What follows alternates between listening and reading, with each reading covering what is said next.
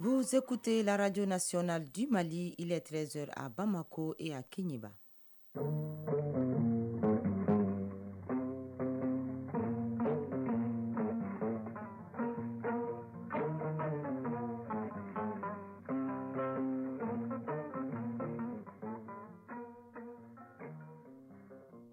Le journal Tenemba Munikata. La deuxième édition des Mali Actualité. La nouvelle loi électorale expliquée à l'intérieur du pays. La région des Sangs a reçu les délégués de la commission des lois du Conseil national de la transition. Les échanges qualifiés de fructueux seront suivis d'effets, ont promis les forces vives des Sangs. Les jeunes chrétiens investis de la mission d'une refondation saine du Mali. C'est à la faveur du 14e camp biblique ouvert hier à Sikasso par les ministres des Affaires religieuses, du culte et des coutumes. L'allaitement artificiel s'est désormais imposé aux femmes, qu'elles soient professionnellement actives ou pas. Mais est-il sans conséquence pour les nourrissons dans les conditions du Mali? Réponse avec Fatoumetou Diko dans cette édition.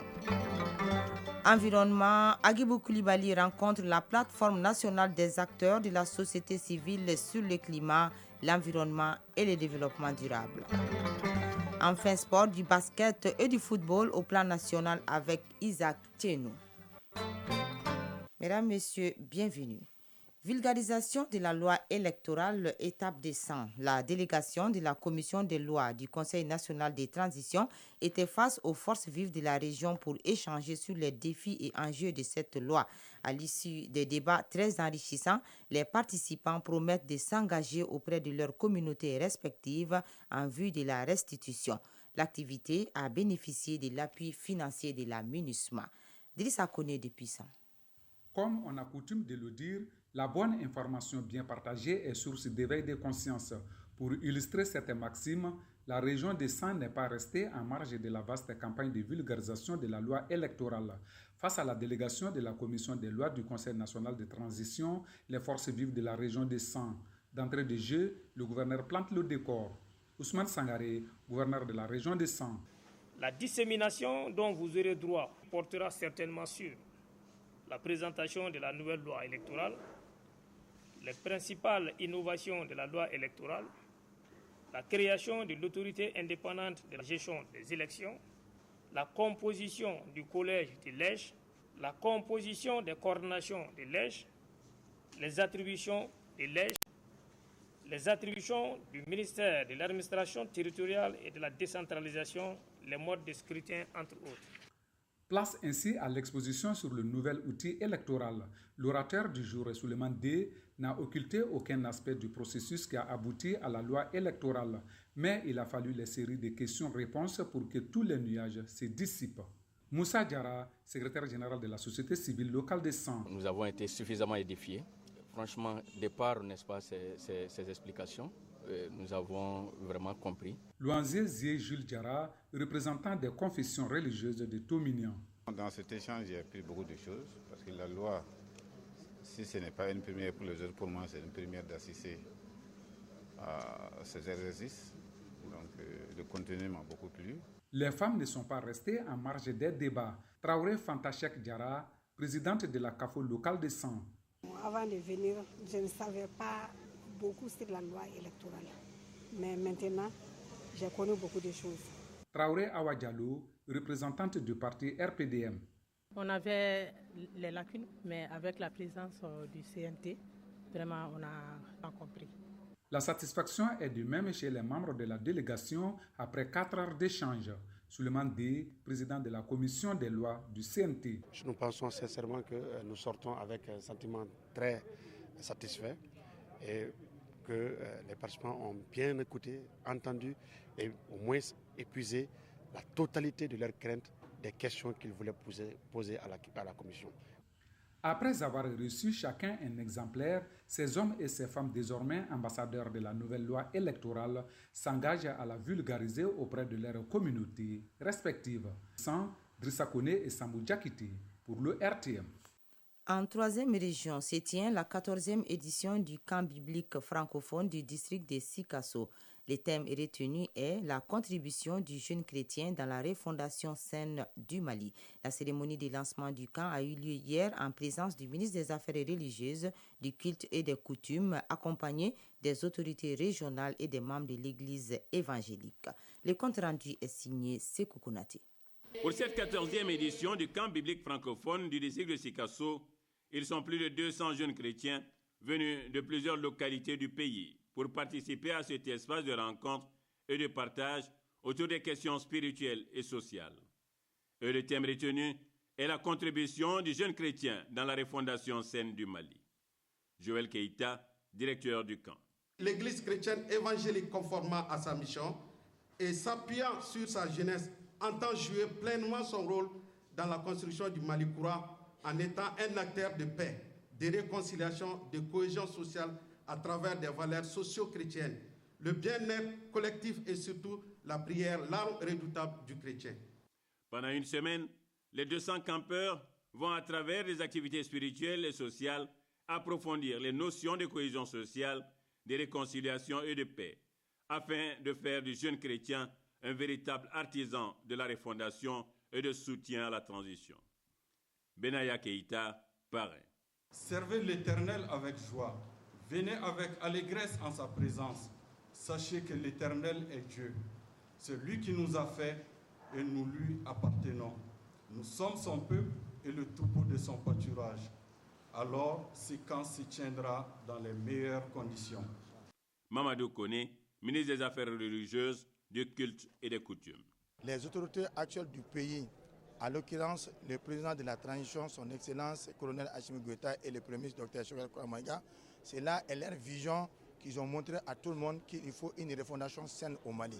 Si la jeunesse chrétienne aujourd'hui a cette conscience de faire ces camps bibliques et francophones à Sikasso, au nom de tous les Mali, rien que pour accompagner les autorités, cela est salutaire. La jeunesse chrétienne aujourd'hui a montré son amour pour son pays dans le cadre de la formation, dans le cadre de la prière. Nous autres qui sommes en reste, nous devons aussi faire la même chose et être des patriotes avérés. Prière pour le Mali, dirigée par le révérend Joseph Camara, le chant de la chorale des femmes de l'église évangélique de Sikasso et la remise d'une reconnaissance au ministre et le camp biblique francophone de Sikasso est lancé. Sikasso, Sékou Konaté et Amadou Dolo pour l'ORTM.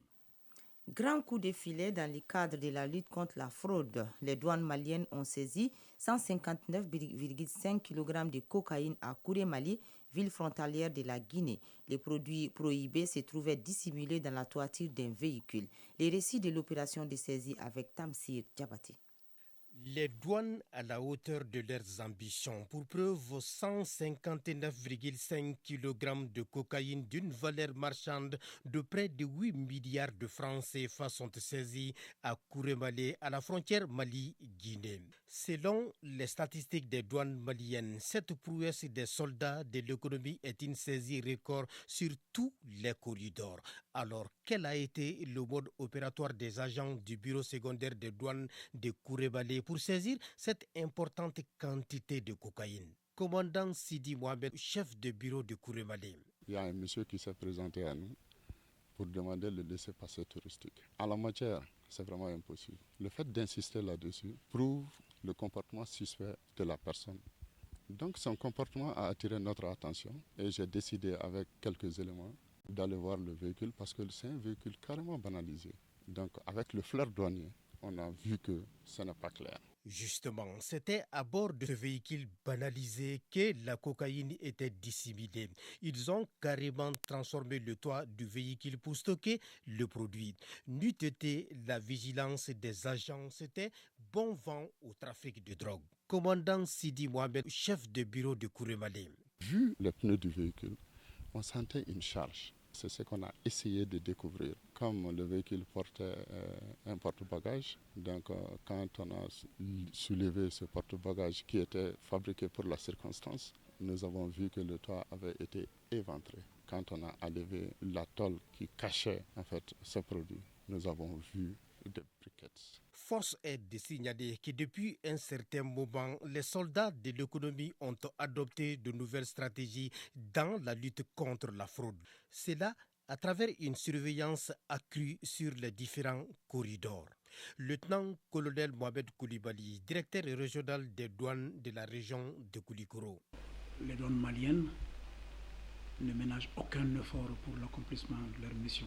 Mais aussi, un pays en guerre, d'une manière générale et précisément notre pays, est un pays qui devient un terreau très très facile pour les malfaiteurs de tout genre, pour pouvoir vraiment se livrer à des activités illicites. C'est un appel à tous les collègues porteurs d'uniforme et même aux populations civiles afin que tout le monde puisse rester très très vigilant pour la défense de notre patrie. Cette saisie dénote de la bonne collaboration des douanes maliennes et guinéennes. Inspecteur général Abadou Konaté, directeur général des douanes. C'est notre engagement partagé. Quand on parle de bilatéral, ça veut dire que les deux administrations vont travailler ensemble en termes de facilitation du transit, en termes de sécurisation du transit et en termes d'échange d'informations et de données. Facilitation et sécurisation, les douanes peuvent réussir ce double objectif et l'un n'empêche pas l'autre. L'engagement et la détermination des agents de terrain de la direction régionale des douanes de Koulikoro sous le leadership de leur directeur, le lieutenant-colonel Mohamed Koulibaly, ont été salués et appréciés par la hiérarchie. 13h11 à Bamako. Les Gabon célèbrent aujourd'hui le 62e anniversaire de son indépendance. À cette occasion, le président Ali Bongo Ondimba s'est adressé hier soir à la nation. Il dit avoir toujours de grandes ambitions pour le Gabon. Il doit présider aujourd'hui une parade militaire à laquelle pourraient participer les présidents Macky Sall du Sénégal et Nana Akufo-Addo du Ghana. Au Kenya, après l'annonce des résultats de la présidentielle du 9 août, donnant la victoire à William Ruto avec plus de 50% des voix, son rival Raila Odinga s'est exprimé hier. Le candidat malheureux à la présidentielle a rejeté le verdict de la commission électorale. L'ancien premier ministre, soutenu par le président Uhuru Kenyatta, a qualifié de contrefaçon les résultats provisoires. Il a décidé de saisir la Cour suprême pour obtenir son annulation. Pour ses partisans, Raila Odinga est le vrai vainqueur de la présidentielle. La Tunisie a finalement adopté une nouvelle constitution. Selon les résultats définitifs du référendum constitutionnel du 25 juillet dernier, la nouvelle charte a été approuvée par 94,6% des électeurs. Au moins 2,6 millions d'électeurs se sont donc ainsi prononcés en faveur de ces textes. Même si le taux de participation a été considéré comme très faible, avec 30,5%. Les textes instaurent un régime hyper-présidentiel contrairement à la Constitution de 2014 qui limitait volontairement le rôle du chef de l'État pour lutter contre l'injustice. La charte ne prévoit pas de procédure de destitution du président qui nomme les chefs de gouvernement et les ministres et peut les révoquer à sa guise. Retour chez nous avec cette page société. L'allaitement artificiel est devenu une pratique courante dans les sociétés modernes. Qu'elles soient salariées ou au foyer, le point commun des femmes est la pratique de l'allaitement artificiel.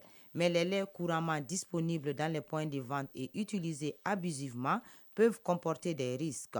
Des variétés de lait seraient en effet source de maladies pour les nourrissons. Quelles sont les conséquences éventuelles du lait artificiel? Dans quelles conditions doit-il être donné à un bébé? Réponse dans ce dossier réalisé par Fatoumetou Diko. C'est un jour ordinaire dans la famille Diallo à Kalabankoura en commune 5 du district de Bamako. Il est 7 heures ce jour. Yahi Sissé se prépare pour se rendre au service. Cette fonctionnaire de l'État est mère d'un garçon de 6 semaines. Son bébé est exclusivement nourri au lait artificiel par l'aide ménagère jusqu'à son retour du travail.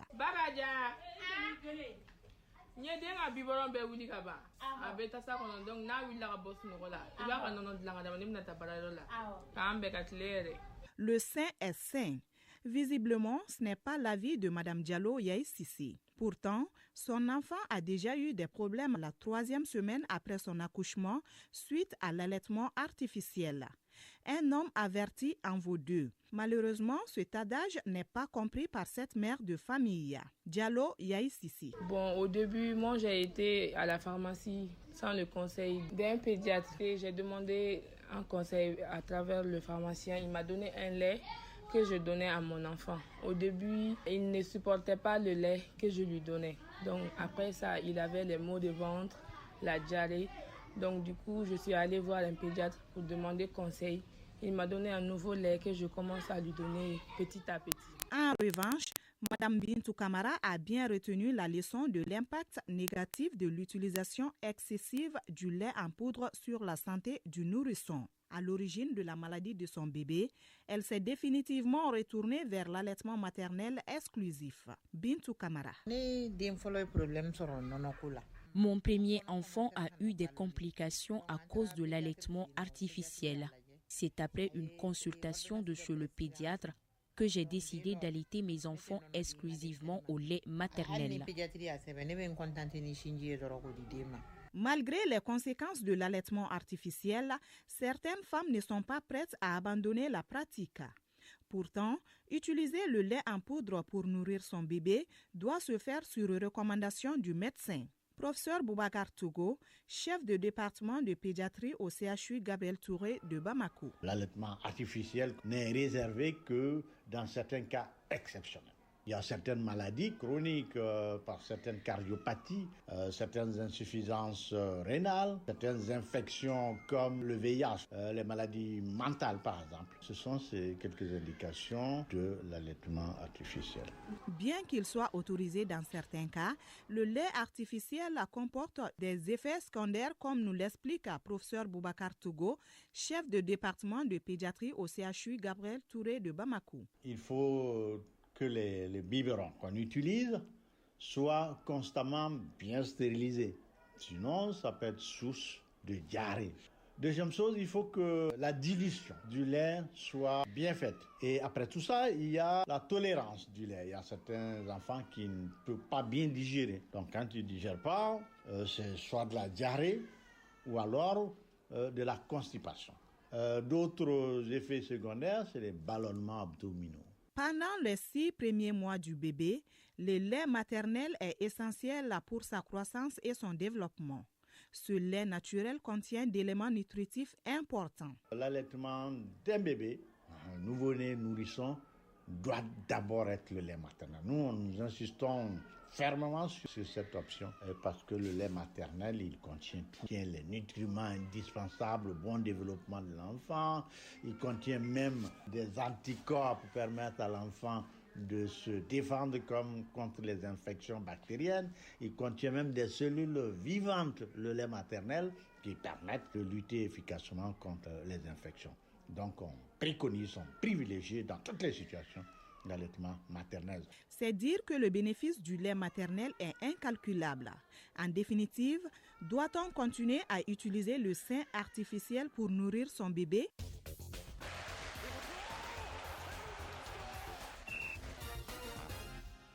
Sport, basketball, les équipes de moins de 18 ans, filles et garçons du Mali qui ont pris part à l'Afro-Basket Madagascar 2022 sont attendues aujourd'hui à Bamako. Football, le CAN des moins de 23 ans, le tirage au sort est prévu demain jeudi. Sur le terrain, l'équipe nationale locale continue sa préparation pour les éliminatoires du CHAN. Les Nôtres jouent demain leur deuxième rencontre contre la Mauritanie à Nouakchott. Les résumés de l'actualité sportive avec Isaac Thienou. L'équipe nationale locale continue sa préparation pour affronter la Sierra Leone dans le cadre du deuxième tour qualificatif au CHAN Algérie 2023. Les Nôtres joueront leur deuxième rencontre demain contre la Mauritanie. Les poulains non-ghanais ont livré et perdu une première rencontre face à la Mauritanie 1-0. L'équipe malienne séjourne à Nouakchott en ce moment. CAN des moins de 23 ans, le tirage au sort est prévu demain jeudi. La phase finale aura lieu en juin 2023 au Maroc. En tant que pays hôte, les Lionceaux de l'Atlas se sont qualifiés d'office pour la phase finale, qui est aussi qualificative pour les Jeux Olympiques de Paris 2024 et la CAN 2023 opposera 8 sélections. Au total, 38 équipes prendront part aux éliminatoires, 20 dès le premier tour, 18 à partir du deuxième tour. Exemptés du premier tour, le Mali, l'Algérie, l'Égypte, la Tunisie, la Guinée, le Sénégal, la Sierra Leone, le Bénin, la Côte d'Ivoire, le Ghana, le Nigeria, le Soudan, l'Ouganda, le Cameroun, le Congo, le Gabon, l'Afrique du Sud et la Zambie. Le premier tour aura lieu en septembre 2022, le deuxième tour en octobre et le troisième et dernier tour en mars 2023. Les nouvelles ne sont pas bonnes d'autre part pour l'international malien Almami Touré, victime d'une lésion musculaire le week-end dernier. Le défenseur de Francfort sera éloigné des pelouses pour plusieurs semaines. Titulaire lors de toutes les rencontres de son club depuis le début de la saison, Almami Touré devrait manquer à sa formation. Basketball. Les équipes de moins de 18 ans, filles et garçons du Mali qui ont pris part à l'Afro-Basket Madagascar 2022 de leur catégorie arrivent à Bamako aujourd'hui à 14h40 précises. Leur accueil se fera au Palais des Sports à partir de 15h20 pour raison de sécurité à l'aéroport. Rappelons qu'à cette compétition, les filles sont montées sur le toit de l'Afrique et les garçons rentrent en bronze. Handball, les demi-finales du championnat national ont été jouées hier dans la salle Abdallah Adjara du stade du 26 mars. L'Espace a dominé le centre de sport de Missabougou par 33-18 et l'AS Police a eu raison du centre de sport de Missabougou 29-26. La rencontre a concerné les hommes. La finale du championnat se jouera ce jeudi dans la salle Abdallah du stade du 26 mars. Les femmes ont évolué en poule unique pendant que les hommes ont été répartis dans 2 poules de 5. Chez les femmes, le centre de sport de Missabougou est champion. Rappelons que ces championnats ont démarré le 8 août et a réuni toutes les ligues du Mali en plus des clubs de Bamako. À l'issue de ces championnats, les 6 meilleures équipes en dames et messieurs sont qualifiées pour la Coupe du Mali, dont les éliminatoires commencent en septembre. Chronique de l'environnement. La chronique de l'environnement s'intéresse aujourd'hui à la plateforme nationale des acteurs de la société civile malienne sur le climat, l'environnement et le développement durable. C'est un espace de réflexion, de redevabilité et de plaidoyer regroupant plus de 50 organisations, dont des collectifs, réseaux et ONG. Agibou Koulibaly. La plateforme nationale des acteurs de la société civile malienne sur le climat, l'environnement et le développement durable vise à harmoniser les positions de manière à ce que la société civile puisse contribuer à la mise en œuvre et au suivi et évaluation des politiques, stratégies, programmes et projets environnementaux au niveau local, national, régional et international. Ahmed Sekou Diallo est le président de la plateforme nationale des acteurs de la société civile malienne sur le climat, l'environnement et le développement durable. La plateforme nationale des acteurs de la société civile pour le climat, l'environnement et le développement durable est une fêtière qui regroupe une 50aine d'organisations de la société civile, dont les principales fêtières, les principales organisations qui œuvrent en matière d'environnement, développement durable. Depuis sa création, nous avons mené beaucoup d'activités, notamment la participation au COP, la conférence des partis sur le climat, mais aussi la conférence des partis sur la lutte contre la désertification. Au niveau du Mali, nous avons participé à beaucoup d'activités, notamment des rencontres nationales. Au niveau des départements ministériels, comme l'environnement, comme la protection civile, nous sommes invités à toutes les actions où nous apportons aussi une contribution. Contribuer à l'instauration d'une justice climatique au Mali et partout en Afrique est l'une des missions de la plateforme. Brahima Traoré, chargé de communication de la plateforme nationale des acteurs de la société civile malienne sur le climat, l'environnement et le développement durable. Le changement climatique et puis les problèmes environnementaux sont vraiment cruciaux actuellement. Donc la société civile a un très grand rôle à jouer en tout ce qui concerne les actions d'adaptation, les actions d'atténuation. C'est partant de cela que vraiment cette plateforme a été mise en place. Parce que le Mali en a besoin. Il faut que tous les acteurs se rassemblent au sein d'une structure pour vraiment marcher ensemble, mettre dans la main, poser des actes concrets par rapport au changement climatique et à l'environnement. L'une des contraintes de la plateforme est la faible capacité de mobilisation des ressources. Rappelons que la plateforme nationale des acteurs de la société civile malienne sur le climat, l'environnement et le développement durable représente au Mali l'Alliance panafricaine pour une justice climatique, Agora 30 pour la résilience au Mali, le réseau mondial des organisations de la société civile sur les crises et catastrophes et le réseau climat et développement, entre autres. Merci Agibou Koulibaly et c'est sur ce que s'achève cette édition. Présentation Tenemba Mounikata, mise en onde Bintou Traoré et Sidi Koulibaly, mise en ligne par Marcel Tessogué, réalisation Dossé Baba Diara, coordination Ousmane Dao. Merci à vous de nous avoir suivis.